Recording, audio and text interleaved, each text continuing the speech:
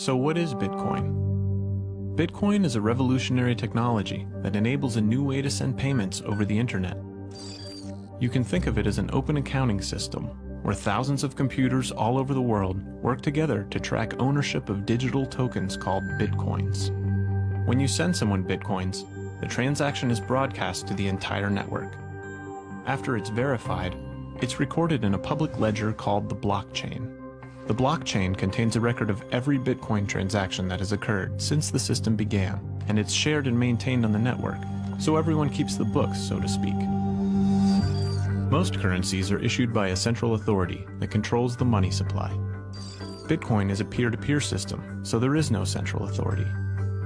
Instead, Bitcoins are issued to users who help process transactions in the network. This is known as Bitcoin mining. Bitcoin miners are specialized computers that do the work required to verify and record transactions in the blockchain. As a reward for their work, the miners earn Bitcoins, and this is how new Bitcoins are released into circulation. The system is programmed so that only 21 million Bitcoins will ever exist, and as time goes by, the mining reward decreases. The result is a predictable supply that's governed by scarcity, making Bitcoin somewhat like a digital gold. It's the first currency of the internet, and everyone is free to use it. With Bitcoin, you can send any amount of money to anyone, anywhere in the world, as easily as sending an email. Bitcoin and things like it is the equivalent of the red pill, okay? We are entering a completely world of uncharted water right now. Have you made any investments in Bitcoin? So, I mean, I own Bitcoin in my hedge fund. I own Bitcoin in my fund. I own Bitcoin in my private account. It is a huge deal. It's a huge, huge, huge deal. Because what you're talking about right now is for the next 3 to 5 years, an unbelievably better store value. It is gold 2.0. I think this is a currency that's really going to work eventually. Well, I think it is working, and there will be other currencies like it that may be even better. But in the meantime, there's a big industry around Bitcoin, and people have made fortunes out of Bitcoin. Bitcoin, there is no Bitcoin company, there is no Bitcoin building, there's not even a Bitcoin server anywhere that you could shut down. It is completely distributed. That's what's unique about Bitcoin. It is, for the first time, a way for the two of us to exchange value online without a third-party intermediary. Until the invention of Bitcoin, for you and me to exchange money online, we had to employ a third party, like PayPal, like Visa, like MasterCard, right? And we live in the 21st century. If we want to have a video call to China, we can do that for free. But to send a couple $100, which is essentially just ones and zeros being moved around, costs 5% plus takes over a day. Some people have said, hey, Bitcoin is the answer to those problems. Are you a believer? Well, Bitcoin is exciting because it shows how cheap it can be. Bitcoin is better than currency in that you don't have to be physically in the same place. And, of course, for large transactions, currency can get pretty inconvenient. See Bitcoin trading at 1,000, 2,000, 5,000, 10,000. Rick Falkvenia does an excellent analysis. He predicts that Bitcoin will capture between 1 and 10% of the global Forex market, which implies a price of between $100,000 to $1 million per Bitcoin. Most of the people who are on the sidelines not buying Bitcoin today will start to buy Bitcoin when it gets over 1,000, and then a greater percentage of people will definitely plow into Bitcoin when it starts to get over 10,000. It's still predicting Bitcoin $10,000 per Bitcoin in 3 years. Is Bitcoin the currency of the future, or is it the payment system they're developing? Bingo! It's the payment system. It's the blockchain encryption, and they're interesting things. I think Bitcoin, or the really blockchain encryption that's behind it, has a greater ability to bring more of the world's population out of poverty than anything we've seen. Bitcoin has suddenly become an important topic at conferences on financial innovation all over the world. Proponents speak passionately of a digital miracle that can save the world from financial ruin. The Bitcoin story starts off like a gospel revelation. It's November the 2nd, 2008, just 6 weeks after the Lehman Brothers collapse. And all over the world, there are panicked debates about how to save the banks. Then, on a little visited web forum for cryptographers, a document appears in which a completely new monetary system is proposed. The visionary author calls himself Satoshi Nakamoto. First time I heard about it, I was at lunch with a buddy in Texas, and he said, man, there's this crazy new money. And so we talked about it over lunch, and then I went home and I said, man, I want to see if I can buy some. At first, I wanted to buy some. I emailed a friend of mine. I think I probably saw the white paper at some web forum or something. You know, it just said this is some electronic currency thing. And this was publicly available. You know, this was posted, I think December, 2008 or something. And these were the darkest days of the financial crisis. So that to me suggests a very clever mind that saw an opportunity, the perfect opportunity to introduce a new radical technology and a new radical approach to money and finance at just the right moment when people would be very open to making this big shift. Funds received. This community is switching to what they think is a better monetary system.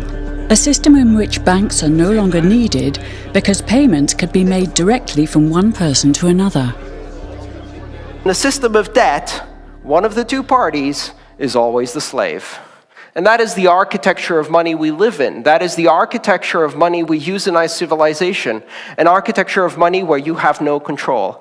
An architecture of money where every interaction is mediated by a third party that has absolute control over that money. Bitcoin is fundamentally different because in Bitcoin, you don't owe anyone anything and no one owes you anything. It is not a system based on debt. It is a system based on ownership. And no one can censor it, no one can seize it, no one can freeze it. And what they will tell you is that they're worried. They're very worried. They're worried that criminals will use Bitcoin. But the truth is that they're far more terrified than all of the rest of us will. Thank you. A Bitcoin is the reward for solving complex mathematical puzzles, and Bitcoin miners let their computers work day and night to complete these tasks.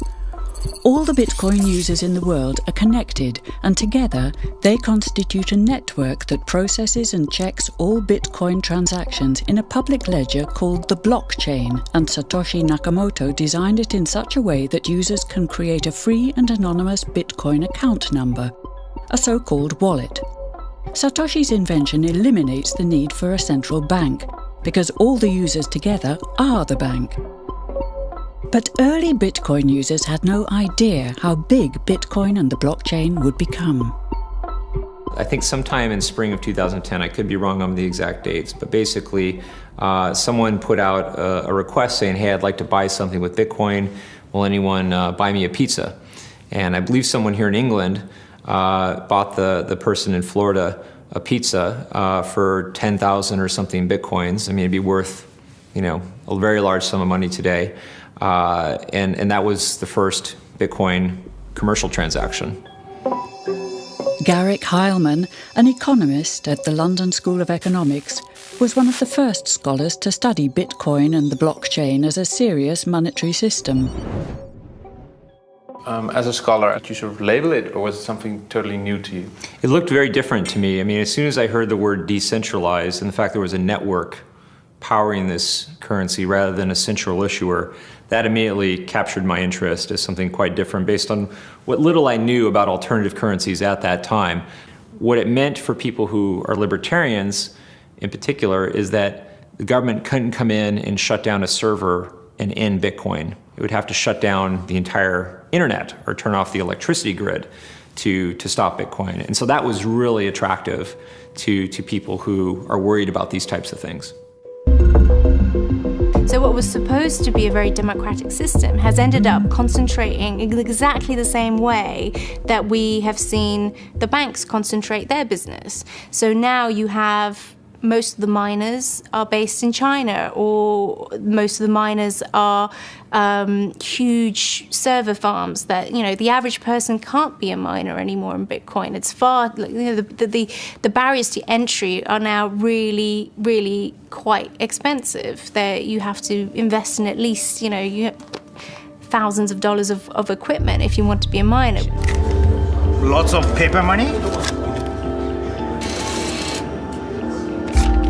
So this is a receipt, and this is my public address and private key. You got it covered for us, so we cannot film it. That's right.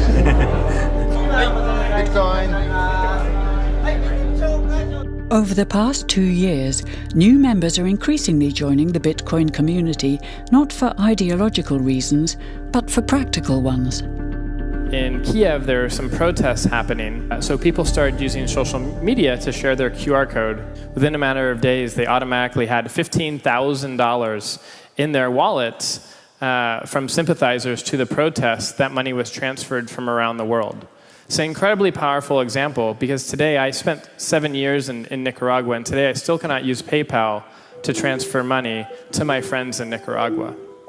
Now, if you think about it, timestamp recordings of deaths, births, property, transactions, votes, this is the entire fabric of our civilization, which makes the blockchain one of the most profound human innovations of our time, because having a massive global ledger as a public utility can completely reorganize the way that we run our societies.